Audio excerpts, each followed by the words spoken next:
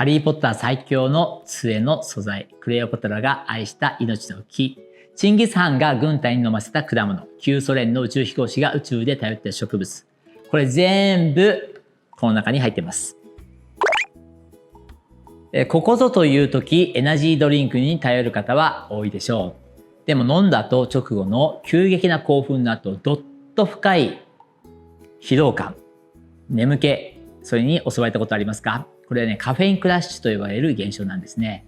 多くのエナジードリンクは、カフェインで一時的な覚醒を引き起こしますね。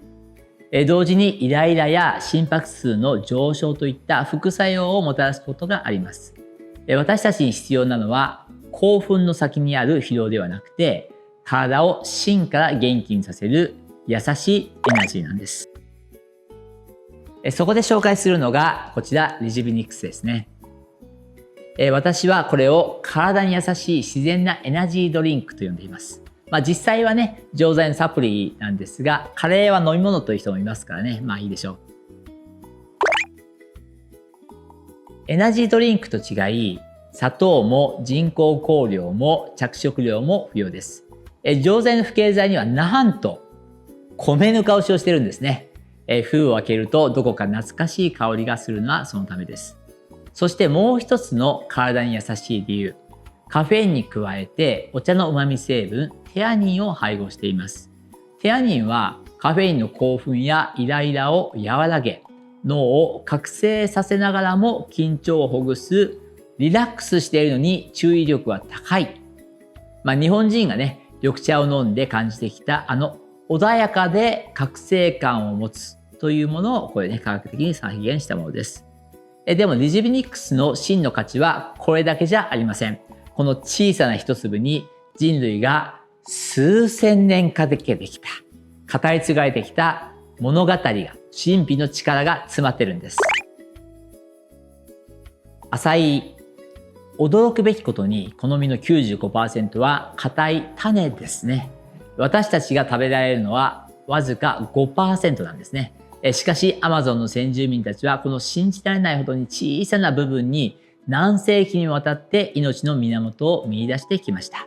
その 5% の中にギュッと凝縮されているのがポリフェノール、鉄分、カルシウム、ビタミン E、オメガ9、オメガ7、そして食物繊維。大自然がわずか 5% の果肉に全力を注ぎ込んだ。これがアサイという果物なんです。カシス。カシスは中世ヨーロッパの修道院において病を癒す民間薬のリキュールとして修道士たちの祈りとともに大切に醸造されてきました。アガサ・クリスティが生み出した名探偵ポアロも繰り返しこのブラックカーラントのシロップを口にしていましたね。几帳面なポアロが愛したというのもなんだか納得できます。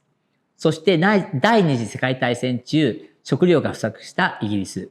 柑橘類が手に入らなくなりました。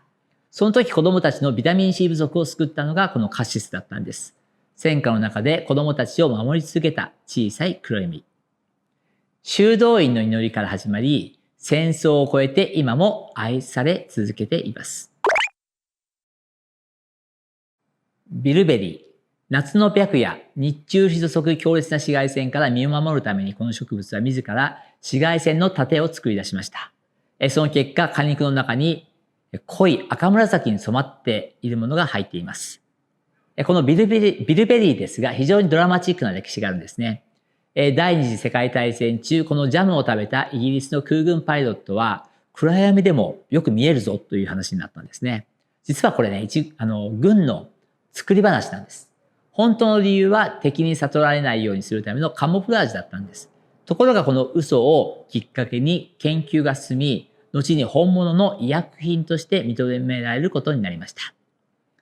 嘘から真実の科学が生まれた数奇でドラマチックな逆転劇です。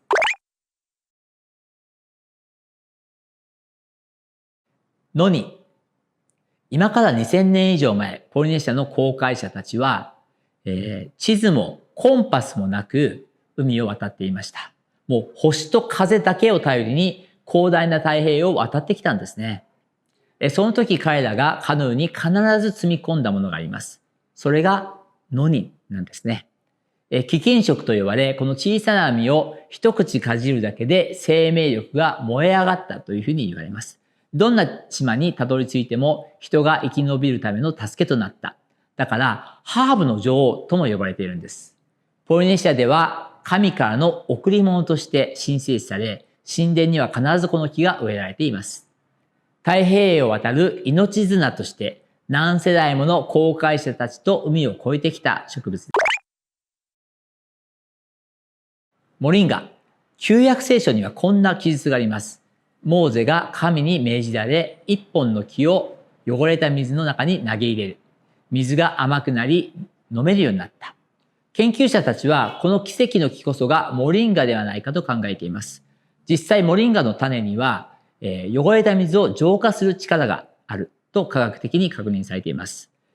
クレオパトラも愛し、インドのアーユルヴェーダでも古くから重宝されてきた5000年の歴史を持つ命の木です。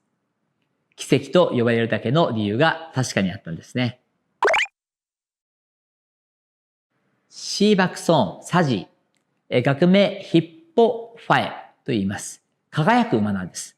馬にこの植物を与えると毛並みが光沢を浴びたことからその名がつきました。